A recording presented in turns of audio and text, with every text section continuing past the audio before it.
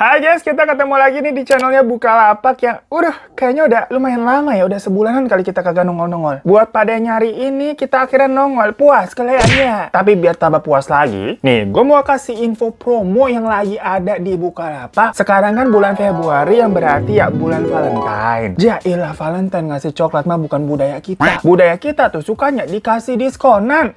Makanya di Bukalapak lagi ada promo penuh cinta dengan barang-barang mulai dari harga Rp1.400. Ya biar dikata 14 Februari begitu kan. Jadi dimulai dari 1.400-an. Pokoknya kalian pantengin aja deh setiap jam 6 sore buat bisa serbu dah tuh barang-barang dengan harga penuh cinta. Duh, gimana nggak makin cintanya sama Bukalapak? Nah tapi misalkan kalian yang ada rencana mau ngedate gitu ketemu doi, tapi kok belum cukuran nih, belum rapi. Mau cukur rambut di kepala, di wajah, di ketik, di mana aja deh pokoknya ya. Kebetulan nih lagi ada promo Philips Multi Grooming 9-in-1, yaitu alat pencukur serbaguna yang kayak tadi gue udah bilang, bisa cukur tuh bulu-bulu di mana aja. Makanya ini sih harus banget check out. Karena nih harga normalnya aja tuh 999.000 ya, hampir sejuta lah ya. Ini tuh lagi diskon jadi 599.000. Nah, daripada nyesel kan, mending lo langsung nanti abis nonton ini klik link yang ada di bawah. Lo lihat-lihat dah tuh spesifikasinya kayak apa, kegunaannya kayak apa, udah terus beli deh, check out. Gimana? Semua promo-promo yang ada di Bukalapak bener-bener bikin kita jadi bucin kan ya? Jadi makin kuyang deh sama Bukalapak.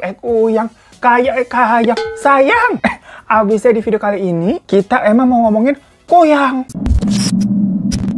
Jadi gengs, cerita horor kali ini tuh dikirim dari teman kita namanya Acit yang tinggalnya di Kalimantan Timur. Dimana kejadian ini tuh terjadi di tahun 2014. Ya walaupun udah tahun 2014, tapi kondisi rumah tinggalnya si Acit nih itu masih dikelilingi hutan-hutan jauh dari perkotaan. Bahkan jarak satu rumah dengan rumah yang lainnya dengan tetangga itu kayak musuhan, jauh banget gitu abisnya. Tapi mungkin karena di sana memang penduduknya ya udah menjadi tempat tinggal mereka, makanya hutan bagi mereka itu image-nya bukan sesuatu yang menyeramkan lah buat warga sana. Malah jatuhnya di hutan itu tempat bermain anak-anak, jadi ladang pencarian juga buat memenuhi kebutuhan sehari-hari. Bahkan di beberapa titik nih, warga sengaja tuh ngebangun pondok di tengah-tengah hutan biar bisa menjadi tempat istirahat dadakan kalau misalkan lagi kecapean atau tiba-tiba turun hujan gitu misalkan di sana. Ya kalau balik ke rumah kan maksudnya kejauhan ya, kelamaan. Nah kebetulan gak tau kenapa waktu tahun 2014 itu warga perempuan di sana tuh lagi banyak yang hamil, tapi banyak juga yang keguguran. Ada juga yang udah pas lahiran nih, ternyata bayinya sudah tidak bernyawa, nggak selamat guys. Dari situlah ada gosip-gosip tentang sosok kuyang yang menyebar di lingkungan itu. Karena ya namanya juga ini masih masyarakat pedalaman ya. Fenomena adanya banyak bayi-bayi yang nggak selamat itu pada bertanya-tanya kenapa kayak kebetulan banget nih serentak gitu. Pasti ada hal-hal mistis yang terjadi, mereka percayanya begitu. Apalagi memang beberapa warga tuh sering bilang kalau mereka nih suka melihat semacam api yang tahu-tahu terbang gitu yang dikira banaspati. Tapi waktu dikejar sama beberapa orang nih, kok makin dilihat ini sepertinya bukan api tapi lebih kayak kepala terbang, dimana ada jeroan yang menggantung-gantung kita mengikuti. Serem ya? Wah kalau begitu fix kuyang tuh. Makin geger lah tuh warga di kampungnya Acit. Akhirnya Pak RT ngumpulin nih anak-anak muda buat pada jaga kampung lalu. Daripada kerjaan lu main gaple nongkrong kagak jelas, mending sekalian lu semua nih malam-malam ngeronda ya, biar kalau ramean nih bisa nangkap itu kuyang. Soalnya di kampung kita ini lagi banyak yang hamil, kasihan nanti kalau kenapa-napa gitu kan. Si RT-nya wejangin nih anak-anak muda nih. Ya udah akhirnya ronda rutin pun dilakukan. Nah malam itu tuh ada 8 orang pemuda yang berjaga. Mereka mulai ngiter nih keliling kampung gitu kan, dan nggak ngelihat apa-apa yang mencurigakan tuh awalnya. Makanya abis kelar keliling, mereka ngasok tuh di pondok di tengah hutan. Yang lagi-lagi di sini mau menjelaskan kalau warga sono nggak ada apa ya perasaan takut atau perasaan ngeri misalkan mereka nih malam-malam gitu di tengah hutan. Apalagi konteksnya emang ngeronda rame-rame. Karena pondok itu pun udah jadi semacam apa ya, base camp tempat mereka juga lah. Lah misinya aja di situ mau nangkap kuyang. Ya kuyang gimana pun juga kan masuknya ke geng setan. Jadi kalau ngelihat setan ya bukan yang ngibrit tapi mau mereka basmi begitu. Nah seperti halnya ngeronda malam, saat itu ada yang ngobrol-ngobrol, ada yang minum-minum kopi, nyanyi-nyanyi begitu kan, sama yang bengong-bengong aja gitu nahan ngantuk nggak tahu mau ngapain. Nah tapi pemuda yang lagi bengong itu tahu-tahu kayak teriak kayak ngelihat sesuatu. Apaan tuh? Nah karena teriakan itu yang lain langsung pada ambil ancang-ancang juga. Dan beneran tuh kelihatan ada orang kayak berdiri nyender gitu di kejauhan kayak nyender pohon. Nah dari jauh aja ini kulitnya udah kayak kelihatan tuh pucat banget putih. Akhirnya mereka deketin kan itu ya. Dilihat nih dari bawah sampai atas bener tuh kulitnya pucat banget dan kayak keriput kayak kulit nenek-nenek. Tapi pas di bagian ke atas kagak ada kepalanya. Ya walaupun mereka dari awalnya kan berani ya mau nangkap setan tuh misinya. Tapi tahu-tahu ngeliat ada badan manusia nih, kagak ada kepalanya, kok ternyata menakutkan. JPR juga. Sambil setengah gemeteran, mereka nih mencoba kayak megang itu badan. Penasaran kan kayak, masih hidup loh. Tapi mereka mulai mikir nih, ini ada badannya, palanya nggak ada. Wah, pasti ini kuyang. Palanya lagi terbang kali kemana gitu kan nyari mangsa. Nah, gilanya nih, ada satu pemuda yang nekat, yang emang paling berani. Sama dia nih bener-bener dideketin, dipegang itu badannya. Dan tangannya itu masuk ke dalam leher badan yang palanya kan bolong tuh ya. Dia masuk itu mencoba kayak di dalamnya ada apa sih. Kata dia nih, teksturnya pas dicoba gitu kok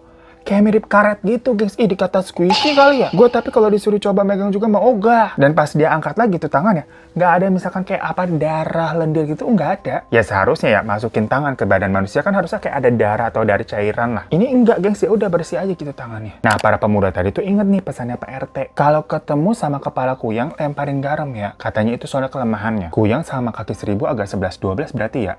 Cuma masalahnya ini kan yang ketemu badannya doang, kepalanya kagak ada. Au, di mana tuh kepalanya? Jadi sama mereka, badannya aja lah yang ditaburin garam tuh sebanyak-banyaknya. Mereka tadinya mau membawa badan itu digotong ke kampung buat dilaporin ke Pak RT. Tapi nih pas mau coba diangkat, badannya tuh kayak apa? Kayak patung erat banget, nempel ke tanah gitu, gengs. Gak ada satupun orang yang kuat. Padahal kan mereka masih pada muda-muda ya. Jah, dasar anak mudanya lemah. Makanya akhirnya mereka nih berlari ke kampung buat lapor ke Pak RT. Pada heboh tuh warga sana tuh. Sampai-sampai banyak nih orang-orang lainnya akhirnya ikut tuh balik ke hutan buat rame-rame ngelihat siapa nih kuyangnya begitu kan. Tapi pas balik ke tempat semula tadi, badan itu udah nggak ada. Tapi sisa-sisa garam yang tadi mereka tabur itu masih ada tuh di tanah. Bodohnya memang, kenapa tadi nggak ada satu atau dua orang yang jaga dulu? Semuanya pada kabur rame-rame tuh ke kampung. Namun ya gengs, nggak tahu ini korelasinya ada apa enggak antara kejadian yang tadi mereka lempar garam sama memang besok-besokannya. Tahu-tahu tingkat keguguran dari bayi-bayi di kampung itu memang berkurang. Banyak nih akhirnya bisa melahirkan dan bayi-bayinya survive. Sampai akhirnya kira-kira 3 bulan kemudian, ada seorang penebang pohon yang menemukan mayat nenek-nenek itu jatuh di tengah jurang. Tapi keadaannya memang sudah membusuk karena dilihat-lihat kayaknya udah lama nih meninggalnya. Ya dikiranya si nenek ini tergelincir, terpeleset atau gimana ya, namanya juga nenek-nenek udah tua. Tapi pas 8 pemuda tadi tuh ngelihat nih jasad nenek-neneknya, kok fisik dan pakaiannya mirip sama